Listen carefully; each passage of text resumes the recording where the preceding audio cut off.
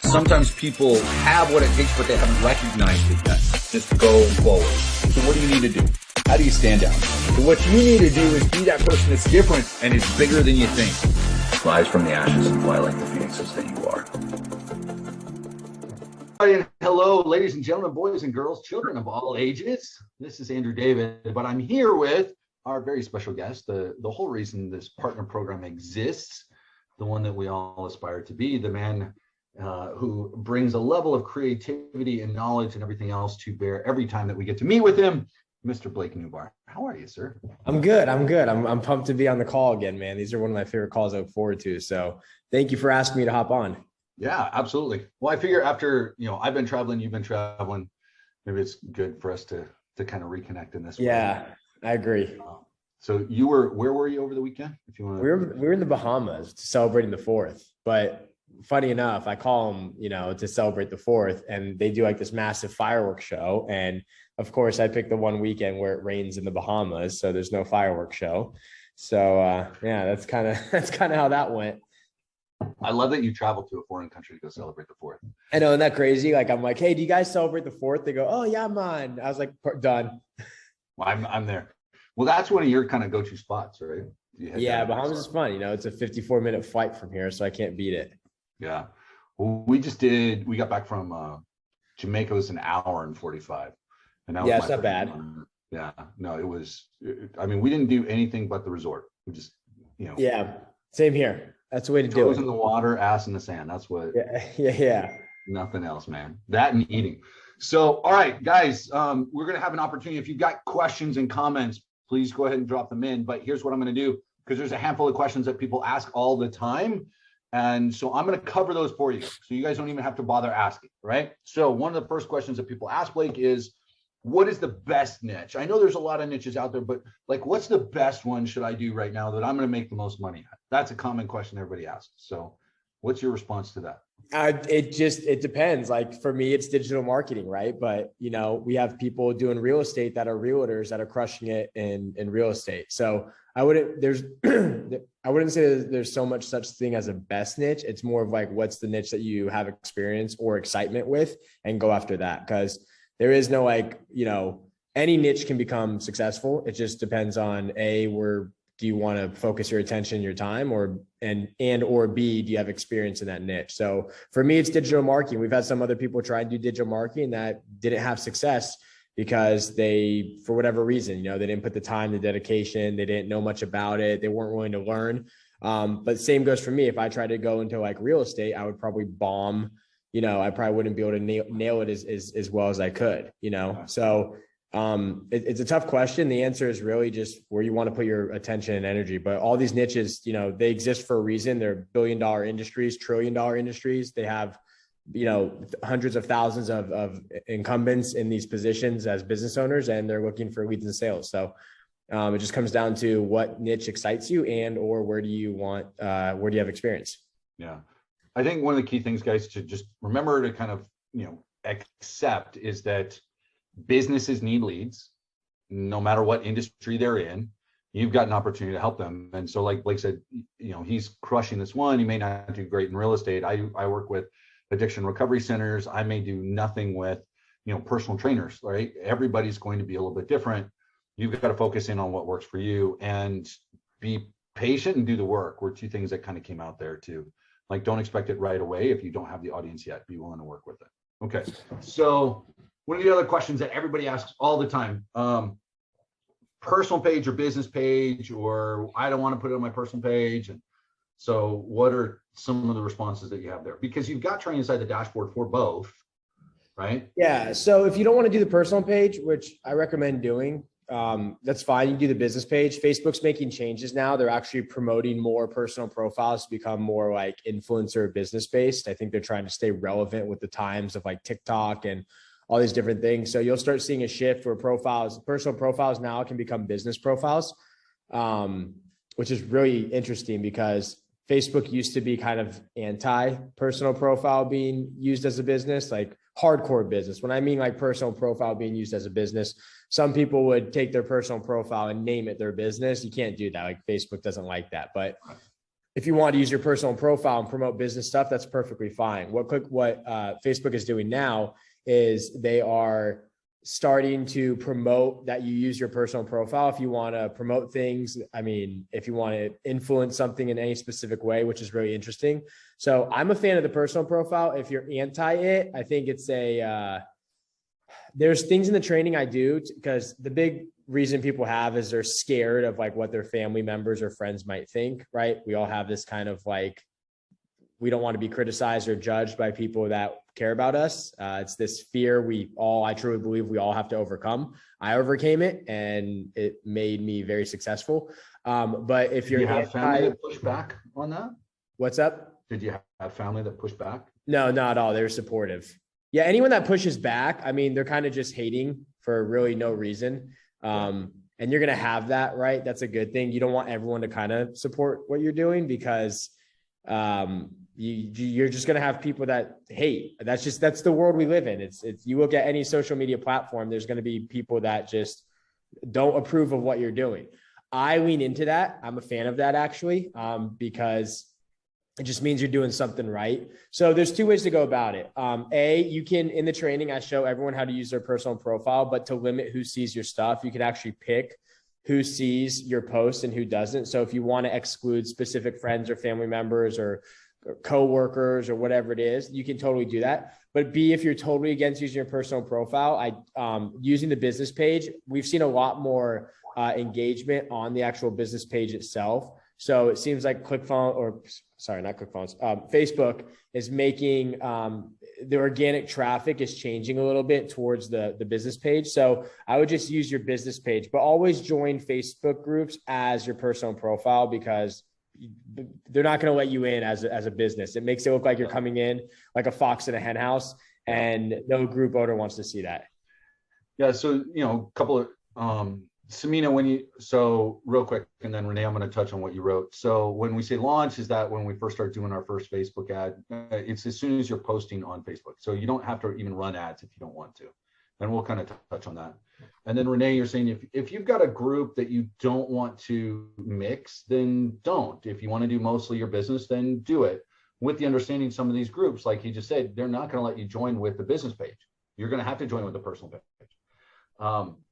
But then there's this other thing. Sometimes people go, well, all of my friends are going to see it. Well, the reality is you could have 2,000 people on your Facebook page. And if you post 100 people see it, and then if you get some traction, maybe a few more will. Yeah. But it's not like everybody sees it every single time. And if you have people, if you want to be totally separate, either create a full other page, which I don't totally recommend, or focus on the business page, but you are creating a little bit more work. Like that's just the reality. If you want to do that, that's fine, but you are going to end up creating a little more work with it. Like that's just the reality of it. Yeah, for sure. So, okay. I hope that kind of explains some of it. So firstly, so I have someone here asking about support. Don't send emails to support, go to the support ticket. Let me just show you guys this real quick.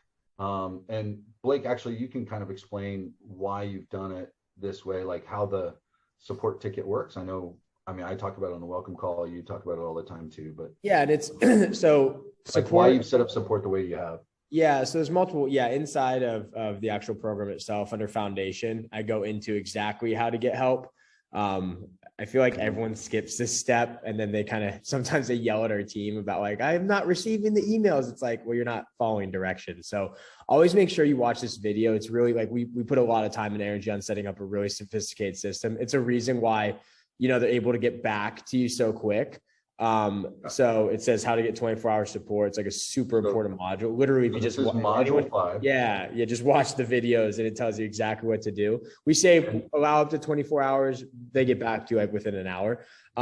You've got this buttons on every single page. We throw it everywhere.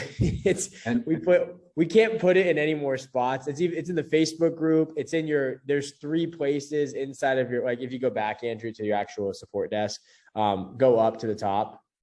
Go up to the top of the actual, no, I'm sorry, not support desk, to your members there. Yeah, now scroll up to the top. So it's also, if you click on that right there, that's support. So that little buoy. I mean, it's just, we throw it as in many places as humanly possible. In the event though, that like you can't find it for whatever reason, we also have it set up where you can actually send an email in as well. We don't encourage it, but it's there for you. So if you email, I think it's help@blakenubar.com. We'll get that. But one of the keys to remember, guys, so you press this, you come here, you submit a ticket. And I say this on every welcome call, every single welcome call. I go, look, guys, you're going to put in your name, your phone number, your email.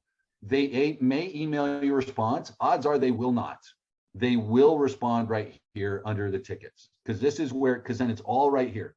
Every single ticket that you ask. And almost every week someone goes, oh, support's not emailing me back. And then we go and we look under the tickets and there's 5 tickets there. Yeah. Like, so all of the responses are right there. It's all housed in your support desk. So once you submit a ticket, the team will send you an email saying we got the ticket. And then we also send you an email saying we answered the ticket. If you're not seeing those emails, a lot of the times it's just showing up in spam. But just rest assured, like the rule of thumb, just for everyone, if you send a support ticket in and you feel like it's been like a day and haven't gotten a response, just log back into your support tickets. There's probably something there. Don't even worry about email or anything. Worst case situation, what our team even does as well, we'll send you actual personal Gmails or whatever, Yahoo Mail, whatever your stuff, whatever it is, directly to your account, just to make sure we are on top of it in the event that you're not seeing your ticket. So if you feel like support's not getting back, I promise you we are very adamant about customer service in this business. So just make sure you always check spam if it's not there, or most importantly, log into your support ticket. If you still need like a refresher on how it works, just go inside your members area where Andrew just showed you and watch that video. I literally do the exact example of how it works, and you'll understand fully. So I totally get it. At first I was a little confused, but just, you always got to remember to like go to the support desk and click on your tickets, and they're all going to be right there. So when did you start to make the transition from like, all right, I'm going to sell my digital thing and, make a little bit here and there, to like, because a question that we get all the time is, why doesn't Blake just do this, for himself, or why doesn't, why is he teaching people? Sure. Or like, when did that come about? So when we realized how big the opportunity was, it was pointless for me to try and tackle all the niches. Again, I'm not an expert in all of them. I focused on the digital marketing community, but when we realized how big the environment really was, I knew I couldn't tackle this thing alone. And I knew, what do I do? Hire a team in-house and we all tackle? Like, I just wasn't trying to scale in that direction. It made sense to grow the business in a way where I could bring other people on board and give them an opportunity to start their own online business by kind of leveraging the same opportunity that I have. One of the most beautiful things about this opportunity is that I'm not teaching a lot of entrepreneurs online when you're buying into something, right? They're teaching you a thing that they don't even do anymore, right? Like they're like, go do Amazon FBA, and they're not even doing Amazon FBA, or they're like, do drop shipping, and they're not even doing drop shipping. This is legit our business every single day. We own an online business, the same one as everyone here. And we help business owners generate leads and sales every single day. We're just going after a different niche, and we can't tackle all the different niches. There's just too many for us to go after. It would be business suicide, because the man who chases 2 rabbits catches none. If you focus, X%, which is lower than 100% of your attention on multiple things, you're just going to lose. So we're like, let's specialize. Let's focus on going after one thing, but we can also grow this business as well by letting others in who want to do the same thing as us. So that's why we think it's a really cool opportunity as well, is because not only is it very unique, no one else is doing this. Like, there's no other program that's offering this type of model, but B, we're also practicing it. So you can rest assured, you're learning from someone from a business that wakes up and does this every single day, the same thing that everyone else is doing. Yeah, there's a couple people I see occasionally that are trying to imitate, but they don't have any traction, they don't last, and then they're done and they're selling something else, right? Totally different. So I love, if you guys pay attention, on this video and then on any of the things that Blake does, like the consistent quotes that you drop. I bring this up all the time, but I love that. Like, have you So business success overall, guys, pay attention. Like we'll talk about marketing, we'll talk about strategies, but I also dive into other stuff because I like picking. Sorry, that's my Skype. I got people trying to. When you look at stuff like, were you always like, was that always something you did? Did you always read a lot? Did you always, were you a teenager, 21-year-old, at dinner with a girl just kind of dropping random, quotes into the conversation, or did this come about because of your business? Yeah, probably there's a phase in my life when I was just getting started where I just engulfed and absorbed as much knowledge as humanly possible. And specific things will stick with you, right? Like whether it's a quote or a philosophy or a concept. So there was a phase where I was just reading everything, surfing YouTube, absorbing as much content, probably for a year straight.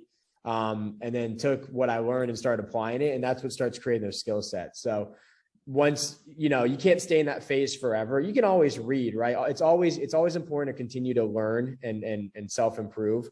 But I'm not able to do it as much anymore because now I have to focus on other things like, running a business and, we have a massive staff of people that work with us. I always want to make sure they're taken care of. So as much as I would like to continue to absorb information on a level I once could, I can't.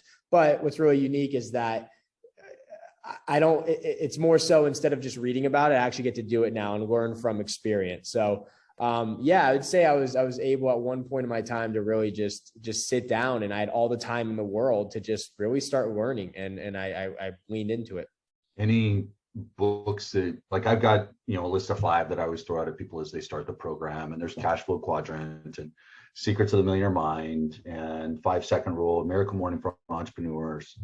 The Big Leap is one of my personal favorites. What are, a book or two that, like, at the beginning, as someone starting their journey, what do you throw out there? So the books I always recommend are books related to what you're doing, right? You could always read multiple, whether it's self-help or leadership books. I tend to gravitate towards the books that are going to inject value in my life or my business at the point I need it, right? I'm not going to go read a book on leadership if I'm learning how to build a product. It's not the right time. It doesn't mean I'm not going to do it, but just not at that time. So like the books I always recommend for like online businesses and learning about digital marketing. I always love .com Secrets by Russell Brunson. You can't beat it. Even his Expert Secrets and Traffic Secrets, these are all located in your members area as well. Those 3 books are a game changer. Really easy reads. One of those books teaches you about the science of selling online, like funnels and emails and all that fun stuff, which I geek out on. His second book, Expert Secrets, teaches you how to basically build a mass movement, of following of people that want to buy your stuff and follow you and absorb your content. And then the last one, Traffic Secrets, is basically how to get customers to your funnels and landing pages and websites. So I think that trilogy was really special.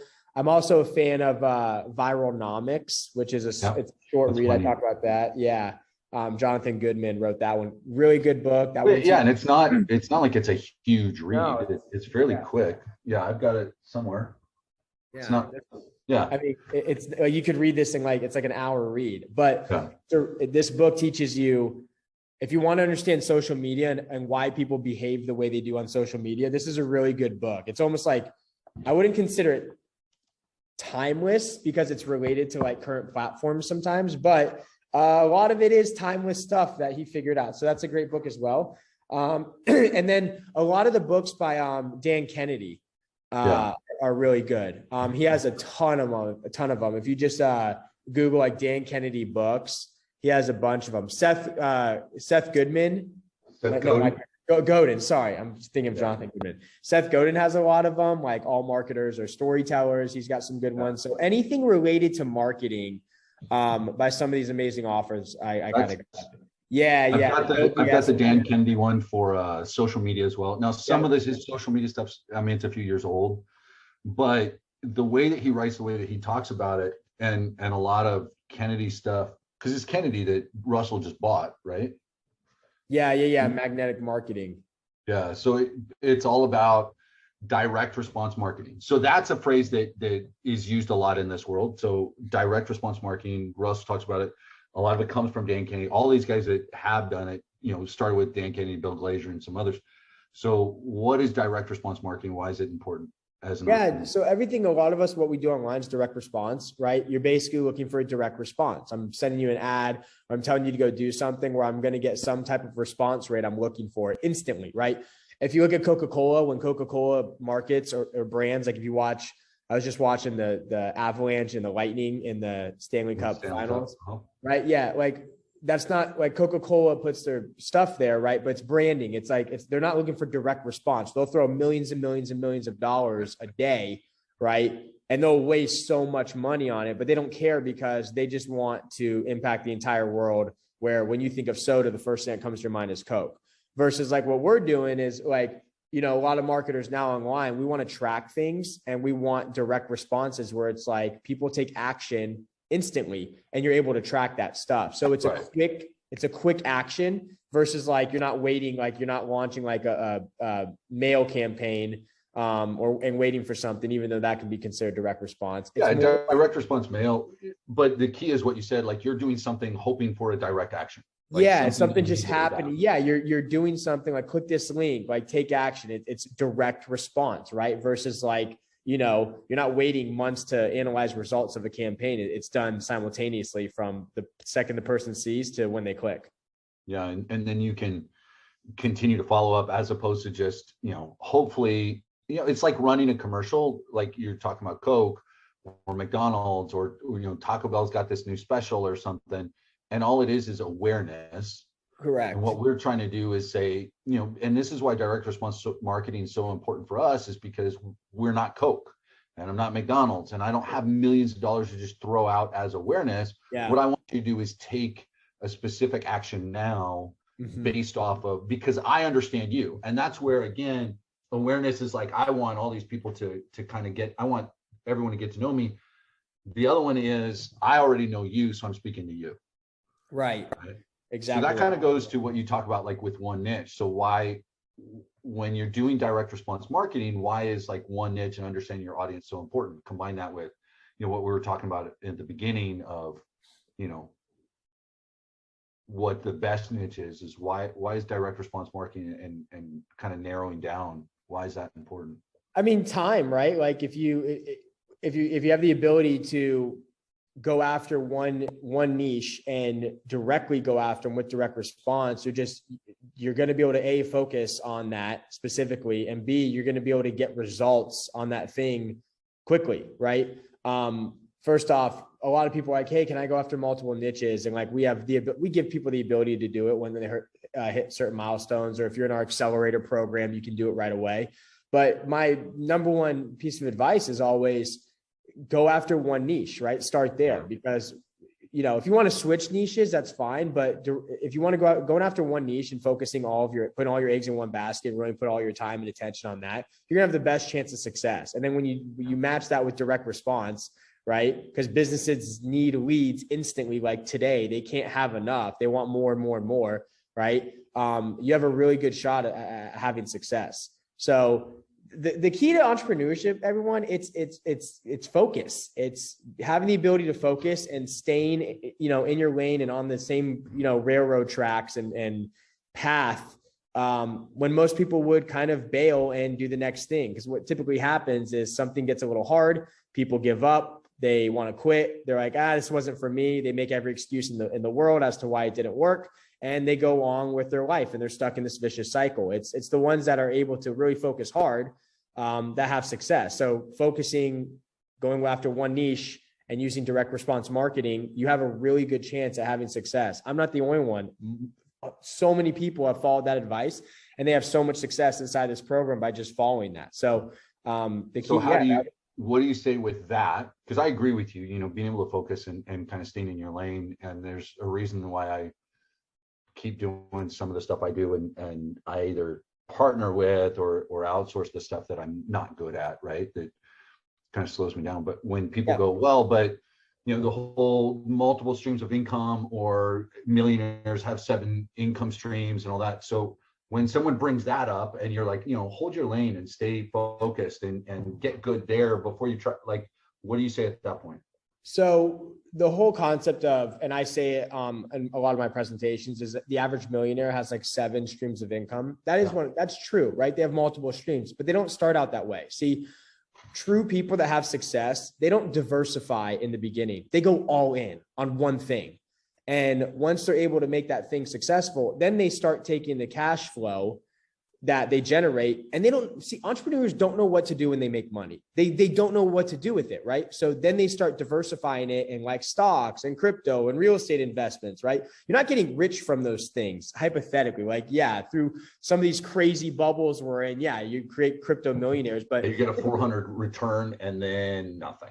Yeah, like all those people, they're exactly. But here's how it really works in entrepreneurship. True entrepreneurs, they go all in on one thing. They put all of their eggs in one basket. Contrary to popular belief, they put everything they have in one basket and they hope it works out. Now, most of the time, it doesn't work out, right? But what do? They pick up the shattered pieces of that failed thing and they learn something new. Well, when they learn something new, what do? They go all in on the next thing and apply it to the next thing. And eventually, it's a process of elimination. It's not going to tell you what works. But it's going to keep giving you the skills and ability to figure out maybe the next thing will. Once it does, and you start making money, then we start investing in things like real estate and crypto and stocks, because again, you don't want your money just sitting in a bank losing value. That's the real game of entrepreneurship. Like, sure, can you become a millionaire in real estate? Yeah, I think it actually makes the most millionaires. But a lot of people, when you hear about like, oh, they're making so much money in stocks, it's typically because they have a business that's cash flow positive, that they're then it gives them the ability to invest that stuff. When I was working a day trader is a whole other. Yeah, and they don't make any money. All the foreign FX traders, like 1 in a million, make money. Everyone wants to claim that they're making money. Most of them get their butt kicked in. It's when I was working in 9 to 5, I would make money and I invested in stocks, right? That's like a normal thing to do. But there's always something that's cash flowing for you to then take that capital and invest in other things. So when an average millionaire has 7 streams of income, they do, but it doesn't start that way. They start with 1 and they grow it into 7 or 8 or 15 or 100. That's the path of how it works. Yeah, scale something and then you start adding things in, and most of them aren't as labor intensive necessarily as that. Correct. The main thing, right? Exactly. Yeah, little steps each and every year. Are you at that? Do you have some? I mean, and you share what you like, but are you doing any real estate? You throwing something at the dogs? Same thing. Once we started generating some good income, right? I'm really terrible at. I didn't come from money, so I'm really terrible at what to do with it. So I started doing the traditional stuff of like, okay, let me start looking into real estate. Let me start investing in real estate. Let me invest in stocks. Let me do some crypto where we're all getting our ass handed to us right now, right? I pulled out. Thankfully, I didn't have a ton in there, but I pulled out a few months back. Me neither, right? I don't watch it go. Yeah, and I don't like to invest in things I really don't know about. I think, the majority of people investing in crypto, it's get rich quick right now. No one knows what it does at scale. No one understands it at scale. No one understands NFTs at scale. Like the common folk like myself and most of us that invest, you're like, oh, how can I make a lot of money in a week, right? And you throw something in and you go, well, if it hits great. And if not, Yeah, you talk to the majority of people invested in crypto and stuff. They don't know what any of this technology truly does yet, because no one knows what it does yet, right? Like even all the mega influencers, like who have a vision, it's like the .com bubble. Like all of the thousands and thousands of coins, there's going to be like 40 left after this washout period. So it's just like tech, But I invest. Yeah, I got stocks. I have some crypto, not a lot. I keep a lot of my powder dry in the bank because, again, I think, Did you say I keep a lot of my powder dry? Yeah, powder dry. I keep a lot of my cash in the bank for now, just because I don't know what to put a lot of it in right now, right? Because it seems like we're in a dicey situation. But there will be a lot of opportunity. That's why I think the number one focus right now is our business, right? Because that's the surefire way, especially during recessions. Business owners are going to want leads more than ever than anything. You're going to have some businesses that are going to hide their head in the sand, and then you're going to have others that go, this is the time to build out my empire. This is double down. Yeah, correct. So, and I mean, same thing happened every single year, or every single time there's any kind of dip, recession, etc. That happens. You've got people that go, oh my gosh, I'm scared. inflation, the election, this, that, the other. And then you have others that go, now's the time to make that happen.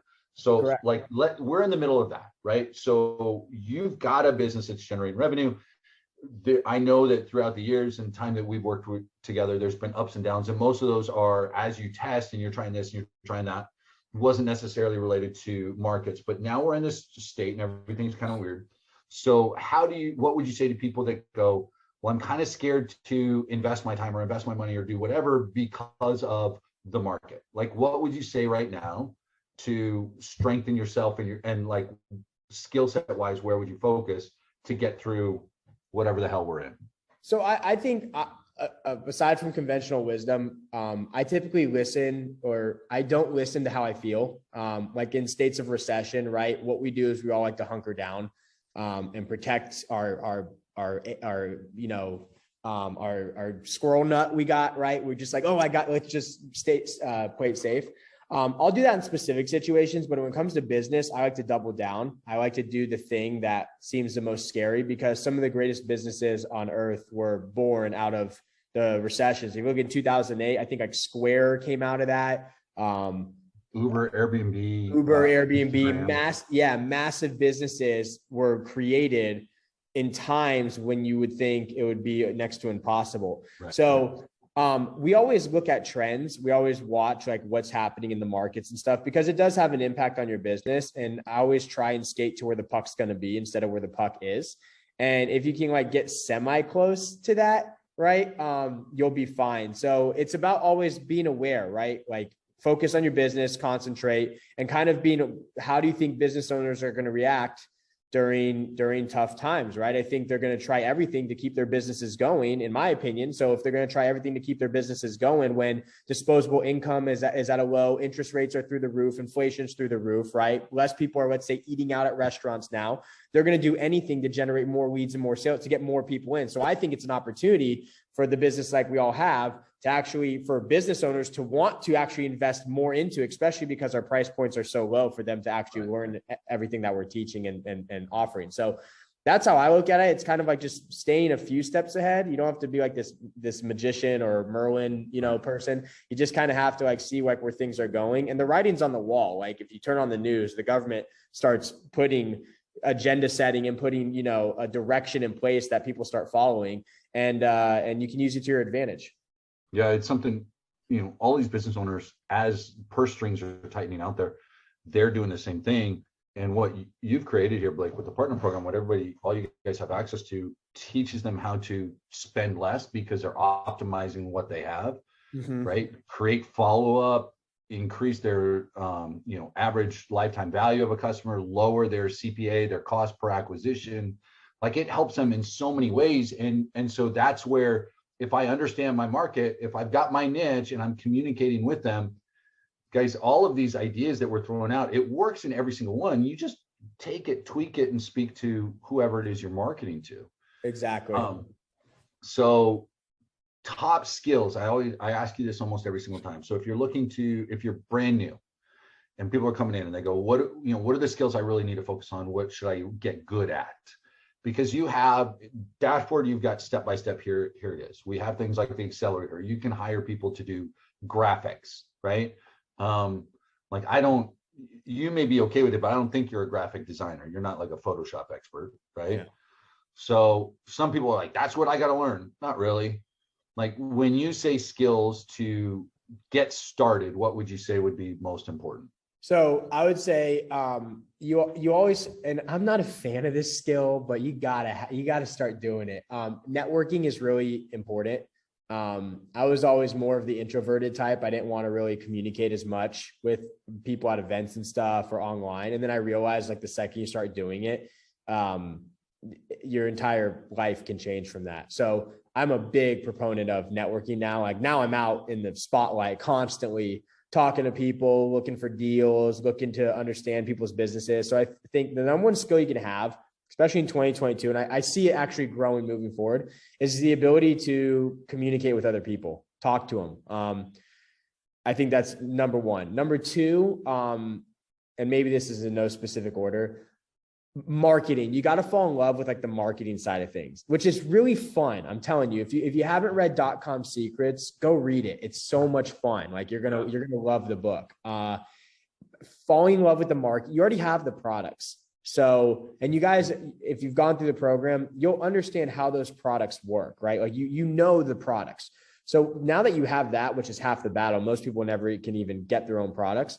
Fall in love with the marketing aspect of it. Because once you become really good at the marketing aspect of it, you can basically, sky's the limit. It's a skill set that, I mean, the reason I asked my girlfriend to be my girlfriend like 4 years ago. I proposed to her last year. I mean, the reason I was able to do that and I was successful is because of marketing. I was able to sell myself in a way that she was like, all right, I'll spend the rest of my life with this chump right here.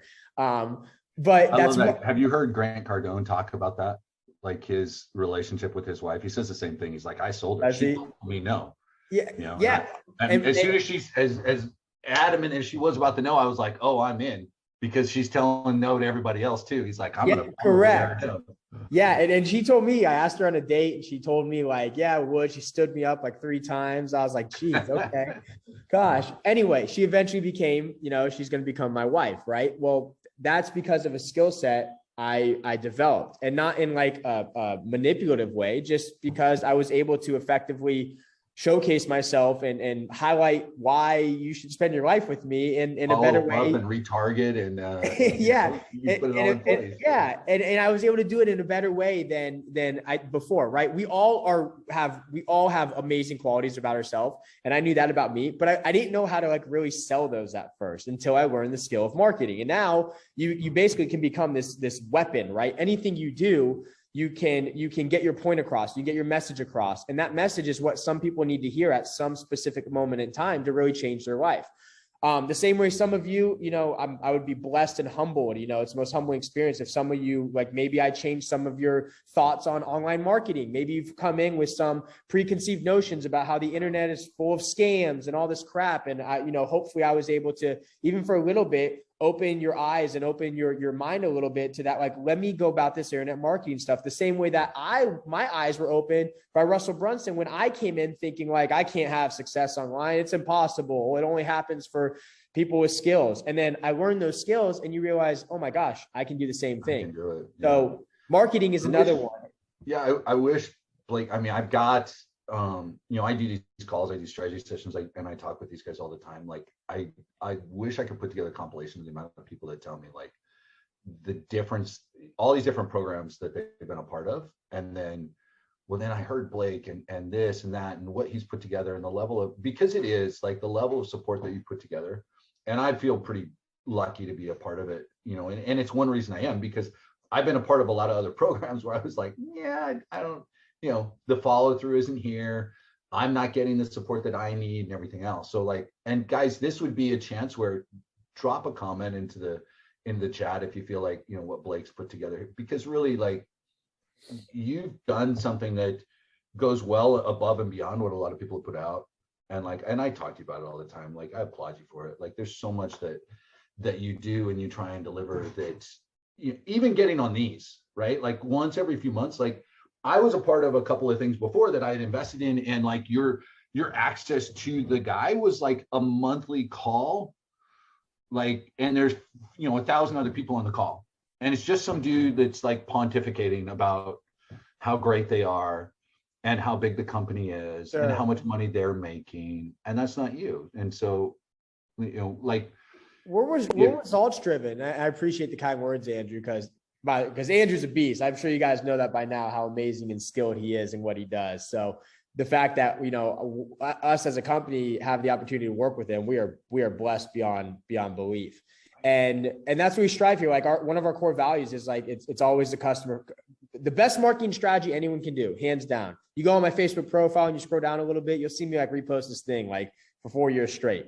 It's the best marketing strategy is care. Just care more than anything, right? More than, because most people are profits driven. Big businesses are profits driven, which, that's like, it's part of the game. But at the end of the day, if you care about your customer, you win. If you guys got to see behind the scenes of our business, I never showcase this stuff. I have like 9 membership areas of your program because we're constantly trying to tweak and change things to make it better and better. So I'll go in, I'll take your membership site, we'll clone it and we'll work on it for like 2 weeks once we're done, we realized all we did was change like 3 videos, but those 3 videos make it easier.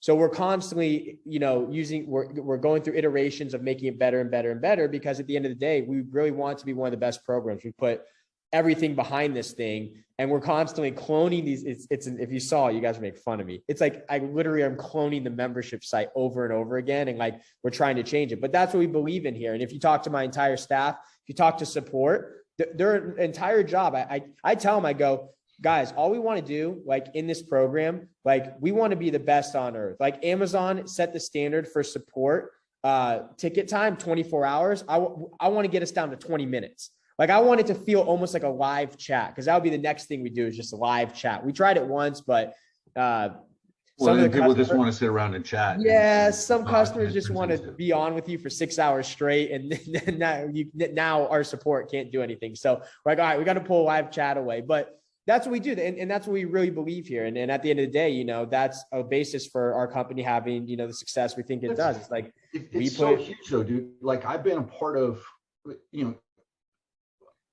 where I've purchased or helped people, set up, and these guys come in and it's like, 10 grand for a program that was, it's recordings from a live training that they did. Right. And like, that's it. And then there's other stuff, and it's 5 or 10 years old. And it's like, and you are in there every single, like, you guys don't understand how often he's doing these cloning and new iterations and new videos, and this is getting added, and that's getting added. And, all the time I'll get a text from him like, hey, what do you think if we add this? Or what about that? Now, the key with, we've both thrown out, because I've thrown out some ideas to him too. It has to be something that we can scale, because like consuming his time would be great. I'd love to have him on these calls like 5 days a week, but that's not, that's not reality. That's why I'm here. And then we can bring him on once in a while. Same thing with Darren. What can we do that's scalable is a lot of times the key to it, but you work hard at it. And it's always cool to see. So, where do you see yourself and things going? Like, what's the next step for you and the partner program is always going to grow, right? And this is kind of your baby, and it's here, and I know you're not going to neglect it, but is there a next step for Blake or? So I'll give everyone a sneak peek. No one's seen this yet. You won't be able to see much, but you'll see what we've been working on. Kind of. Do you want me to allow you to share, or what are you doing? No, you're good. I can turn around. All right. So what you see on that wall back there, we've been working. It's kind of crazy. Yeah. It's nuts. We've been working on a new software concept. I can't talk about it quite yet. We've been working on it for about a year. No one's heard about it yet. We're trying to tackle something that's never been done. Literally never been done. It's because it's so challenging. But what it's going to do essentially is it's going to aid every one of our customers, because it's going to give you the ability to basically flood your funnels with traffic. Tons and tons and tons and tons of traffic. So that's kind of the next big step we're working on is adding stuff to the program that can, again, benefit our partners. And that's the next big endeavor. The biggest mountain we've been trying to climb, since August of last year. So almost a year. Never talked about it. No one's ever heard about it. That was the first sneak peek outside of the core of the business that's seen it. I got a text one time that said, we're working on a software. Yeah. I think that's all like Andrew has as well, because we don't talk about it yet, because we're kind of like, our mentality, we kind of flip the switch. We go under the radar for like 3 years, and then we don't give anyone even the chance to compete, which is good for all of us, because then you have something that no one else has. So we're it's going to be a big endeavor, but we're excited. We know if we can tackle this thing, it can change a lot of lives. So we're pumped. That's the next big thing. That's the next big vision. But it all centers around the partner program. Cool. Forrest, what do you mean about AI? And then because he's asking, what do you think about AI being incorporated in business? But real quick, Samina, when you're talking about buying the products, you're talking about just the ones that are in the phone. You've got access to them. You don't need to buy them. you've got them already. If that's what you're talking about, the blueprint, the order bump, and the masterclass, like you've already got them. And then you can go through your funnel and test it through ClickFunnels, so you've got it. But you've got access to it already. If you want to go in test mode, you can go through the entire thing like you were a customer and not pay any money, or you could pull out your credit card and pay for it and then just refund yourself. It's totally up to you. You just end up paying a couple of percentage. Or you don't have to refund yourself. It will just go into your bank account. But yeah, you'll pay like 3% in fees. Just remember that.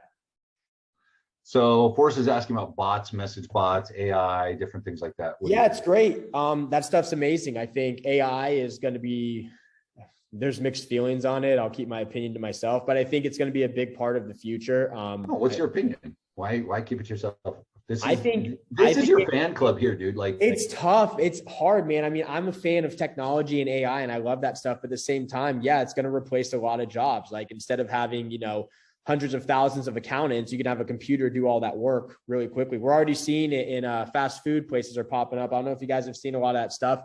AI, like gas stations, Walmarts, they're replacing their employees with robots now. Like basically you're checking yourself. Self-checkout is AI, right? All this stuff is coming, but you can get, I was looking at and investing in this company that literally the fast food model is going to change where it's just like, it's just robot arms and stuff building your pizza and burgers. And stuff. There's going to be some, but we're moving into, and I think this is an interesting, so I heard, and so I want to get your opinion, and I know this is kind of off the wall, but so obviously with this, a lot of this is like, hey, you can adjust and either, replace your income and get out of your job or supplement income or in retirement and things.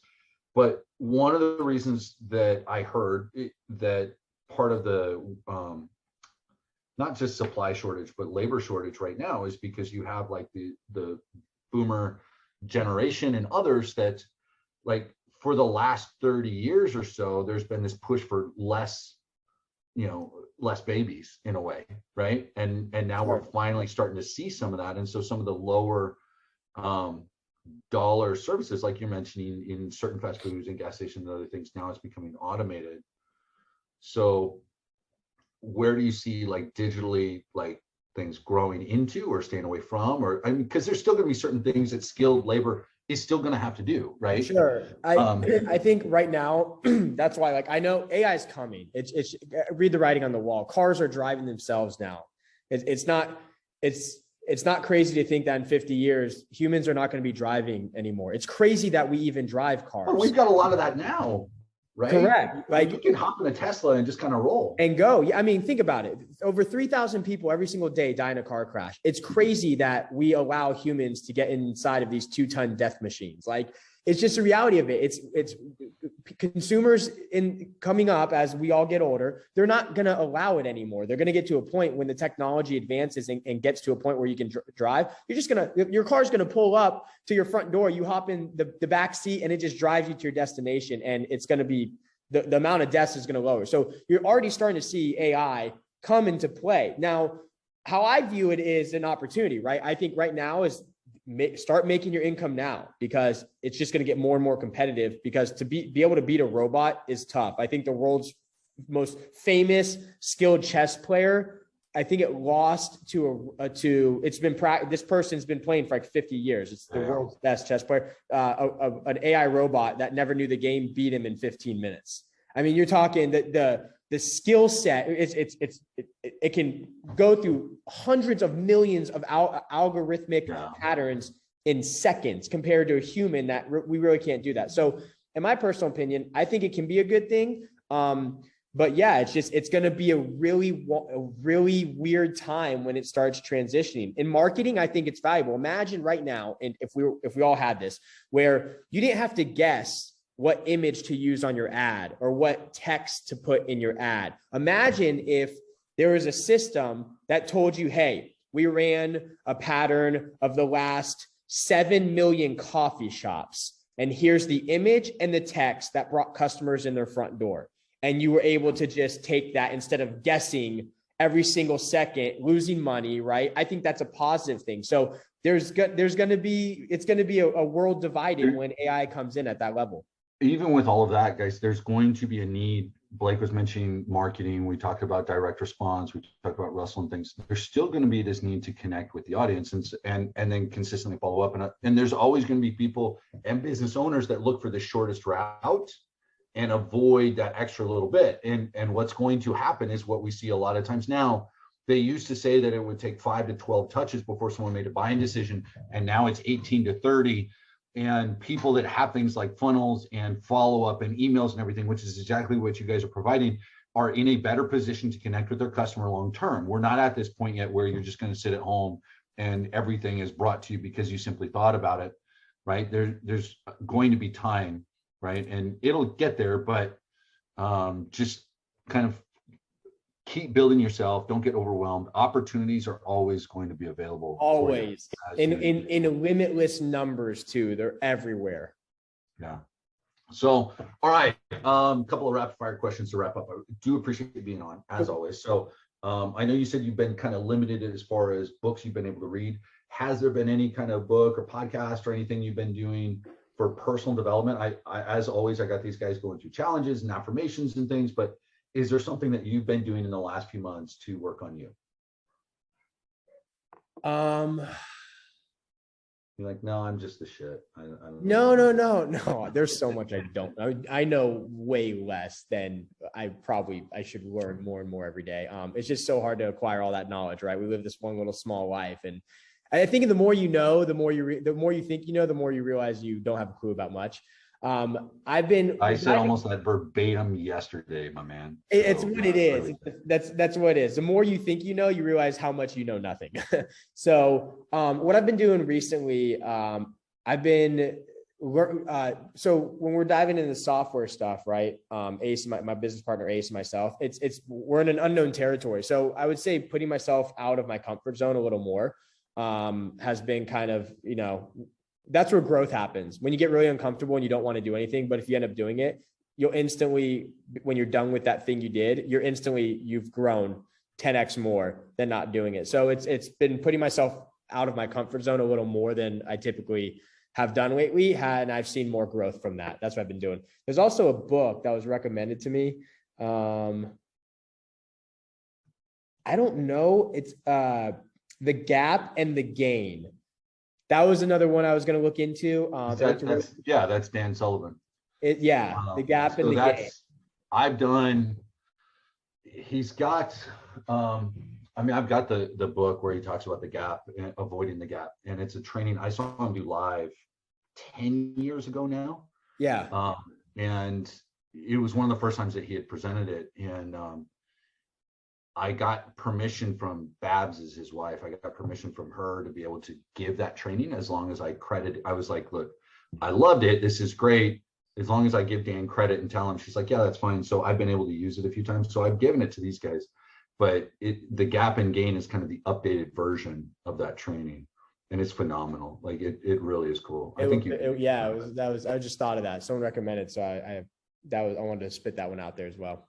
Yeah, that's a great book. And the way Dan writes them too, half of his books are almost cartoonish. It's interesting how he does it. But what he does is he essentially he gives the training. You talk about like staying in your zone.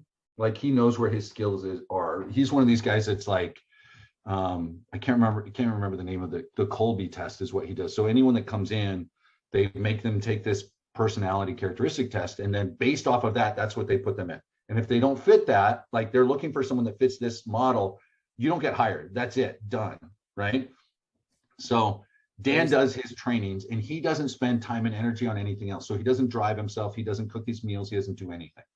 Like he has people that do all the other stuff so he can just focus. Yeah. So he'll give this training and he'll kind of map it out and do the outline and then give the training. And then someone else puts it on paper and turns it into a book and everything. Like, he goes, here it is. Here's the knowledge. Go. And then someone on his team goes and does it. That's cool. Strategic coach, I think, would be something awesome for you because they do it at levels. So like you would go in and you'd be part of the mastermind, but only with guys that do the income levels that you do. So like you're not sitting in the same room with the people that are, 100K. You're in with guys that are doing exactly what you're doing. Yep. And then scaling from there. Yeah, it's smart. Like it would be pretty cool. So it's the whole when a lot of people are like, well, they compare themselves to other massive businesses, but that's not the concept. One of the cool things from Dan Kennedy I learned is that the cub doesn't sit on the rock and roar like the lion. It would get eaten by every animal. The cub does what the lion did when the lion was a cub. And that's how you have to start looking at business, is look at what other people equivalent to you are doing and not necessarily comparing your business to something that's so out of left field. So far out there, that it doesn't even make sense. You guys aren't focused. You're not doing the same things. You have to do what that business did when it was your size. Right. Absolutely. So on that note, we're right at 1:00. Any last words for us? I mean, what you said is perfect, but any last thing you want to throw out there? No. Let me just, there's a couple questions in here I just want to answer. Amanda goes, how do you work on focus? I'm in a position right now, Amanda, where I delegate a lot of stuff so I can just focus on the main thing at task. But it wasn't always like that way. The number one way to work on focus is A, put yourself in an environment that you can focus, like you got to block out the stuff, and then B, work on the one thing that you have been putting off forever, and it will find a way to snap you into gear. I do it every day. I hate it. But the one thing that you have in the back of your head right now that you've been avoiding and you don't want to work on, that's the thing you should be tackling. Yeah. Well, I don't know if there's anything else. Okay. No, other than that, I love these calls. Andrew, thanks for having me on. Again, everyone, keep pushing forward on your business. You're going to run into roadblocks. It's a fact of life. You're going to fail. That's a fact of life, but you will have success if you keep pushing through and keep having the audacity to keep pushing through. So there's a great training inside your members area called the Dunning-Kruger effect. Go watch that one again. Yes. Thank you, Forrest. Perfect. Beat me to it. Dunning-Kruger effect. Okay. Go watch that training. It's inside of your members area. I'm not exactly sure what module. It's one in the beginning. But it will teach, we will all relate to it. And it's the thing that sometimes you need to watch when you think you're at a low in business. We all go through the ebbs and flows of it. That's just how business is. But just know that if you stay focused, you keep pushing forward, you keep learning new skill sets every single day, growth will happen and you will find a way to have success. Yes, sir. On that note, appreciate you. Love you. Thank you, sir. We got to do dinner soon. We'll talk. Definitely. Thanks, everyone. It was awesome seeing you guys. Take care, everybody. What it takes, but they haven't recognized it yet. Go forward. So what do you need to do? How do you stand out? So what you need to do is be that person that's different and is bigger than you think. Rise from the ashes and fly like the phoenixes that you are.